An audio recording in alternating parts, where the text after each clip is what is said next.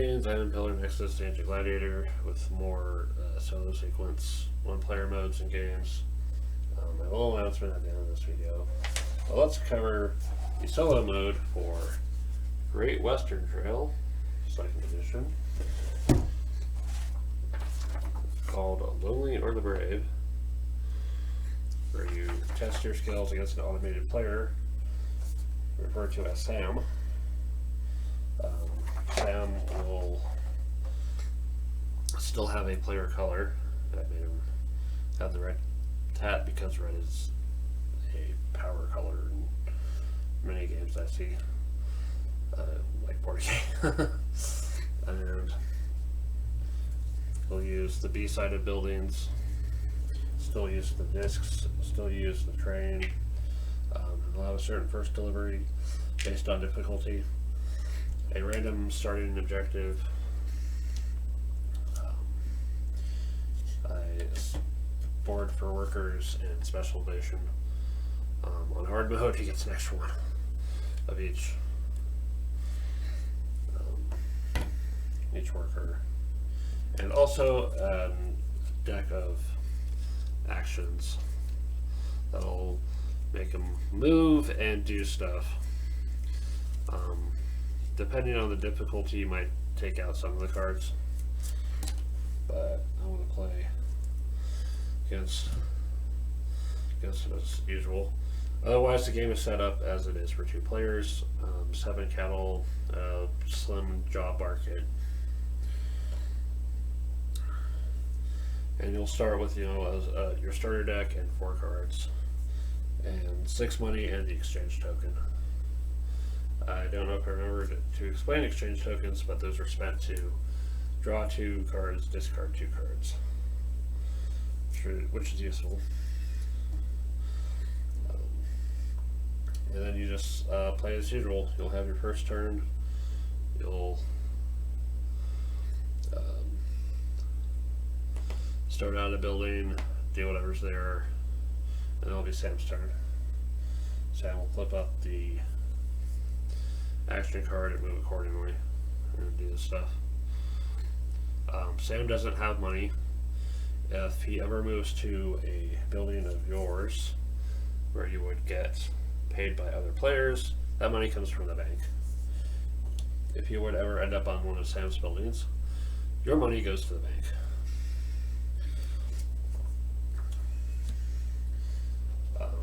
A lot of things are determined by what's furthest away, like taking objective cards takes from the furthest end.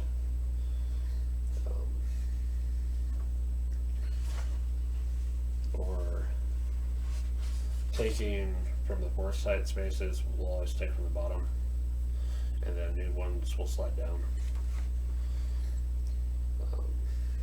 Otherwise, the worker that he has the most of at the start of the game will determine specialization that affects certain actions.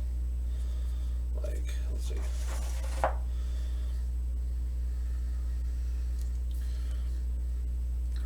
Like if he has cowboy specialization, he'll do that one.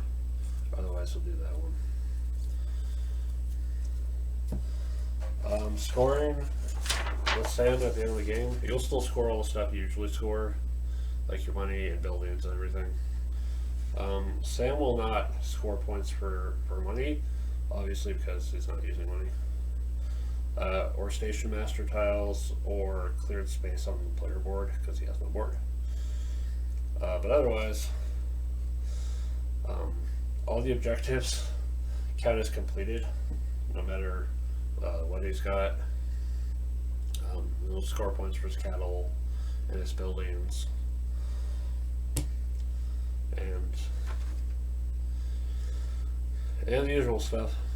And then you just gotta have the better score than he does at the end of the game.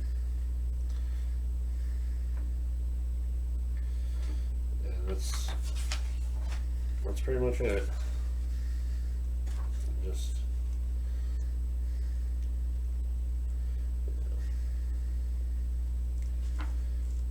there's Yeah, wherever he ends up moving, it doesn't affect his action. His actions are always going to be based on his card. And yeah, it's a fairly straightforward solo play system of draw cards to do stuff, and then you're going to have to react accordingly. I think the important thing is keep an eye on the cattle market. Pay attention to your objectives. Make sure to build things to help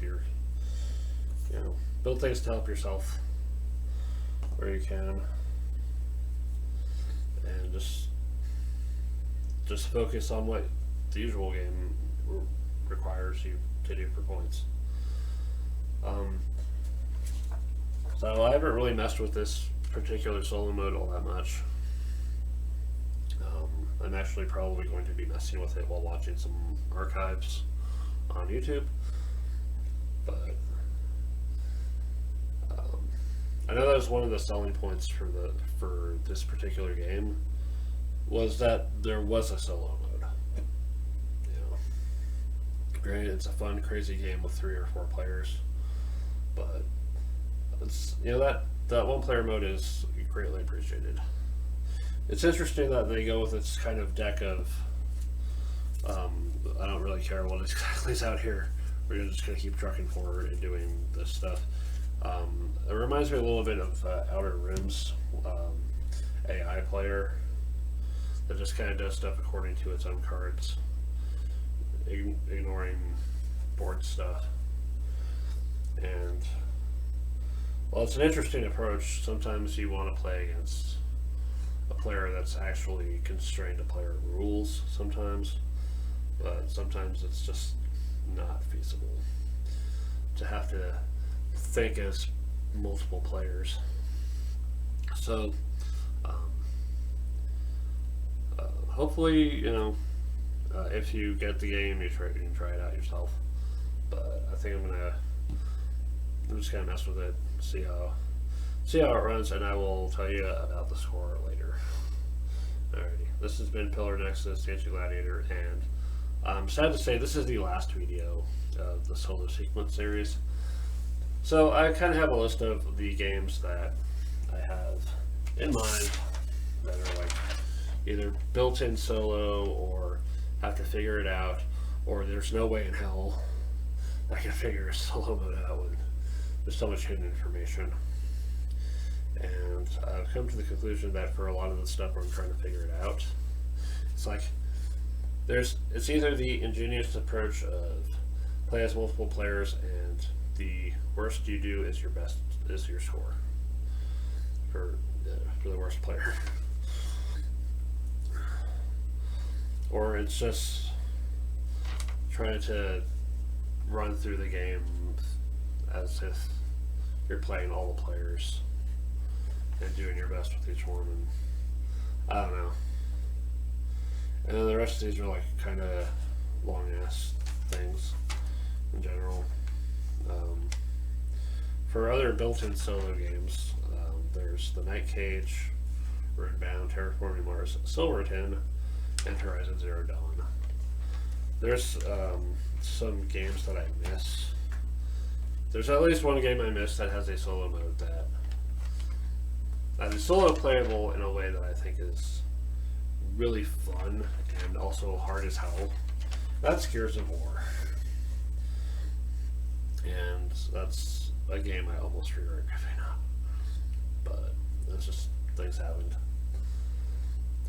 But yeah, some people scoff at playing games solo, but sometimes you just can't get people together, or sometimes you just need to have an experience of testing your mind against a challenge while having fun, But yeah, we will see what the next series is after this one. I'm not sure if I'm going to do a series or just do a special thing. But anyways, thank you very much for watching the series. This has been Pillar Nexus. I'll see you next time.